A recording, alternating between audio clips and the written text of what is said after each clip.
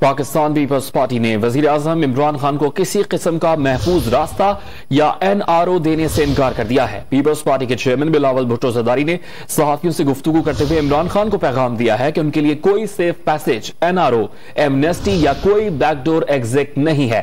عمران خان کے لیے ایک ہی باعزت راستہ ہے اور وہ یہ ہے کہ وہ آج ہی استعفیٰ دے دیں۔ یہ تجویز کیا ہے کہ آپ اداروں پہ دباؤ ڈالیں، فوج کو ورگلائیں، پولیٹیکل اور نیوٹرل کو متنازع بات بنائیں۔ یہ سارے جو ایڈوائس دیے گئے ہیں یہ اس ملک کے خلاف ہے۔ ہمارا آئین، ہمارا جمہوریت، ہمارا قوم کے مفاد کے خلاف ہے اور نہ ہی آپ کے مفاد میں ہے۔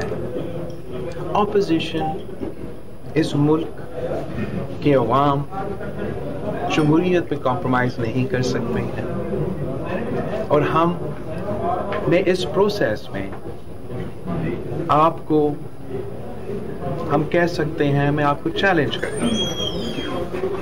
میں اس پروسیس میں آج سے نہیں 3 سال سے لگے ہوں اور یہ پروسیس ایک جمہوری پروسیس رہا ہے۔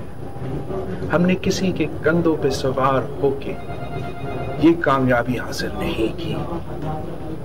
آپ یہ بات اب مانیں اور آگے بڑھیں، ورنہ نقصان آپ کا ہوگا، آپ کا تو ہونا ہی ہے، مگر ملک کا جو نقصان ہوگا اس کا بھی حساب آپ کو ہی دینا پڑے گا۔ نیشنل سیکورٹی کمیٹی میں آج شریک ہوگی اپوزیشن ڈیسائیڈ نہ کوئی نوٹیفیکیشن دیا گیا ہے، نہ ایسی کوئی بات ہے کہ نیشنل سیکورٹی کمیٹی کو بلانا جانا چاہیے تھا۔ I'm answering a question. Imran Khan's attempt to scandalize and polarize national security forums and national security institutions is outrageous. یہ خط کا جو سوال ہے یہ 3 دن بعد جو بھی آپ نے پوچھنا ہے پوچھ لیں۔